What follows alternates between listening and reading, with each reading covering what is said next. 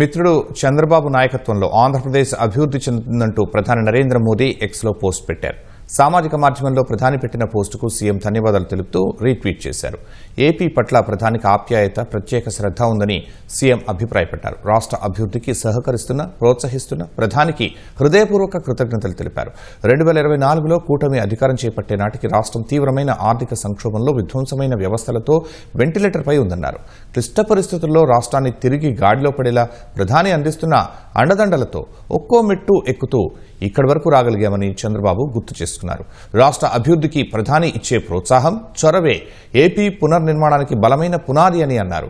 పోలవరం, అమరావతి వంటి రాష్ట్ర భవిష్యత్తును నిర్దేశించే ప్రాజెక్టులకు ప్రధాని ఆర్థికంగా వెన్నుదన్నుగా నిలిచారని కొనియాడారు.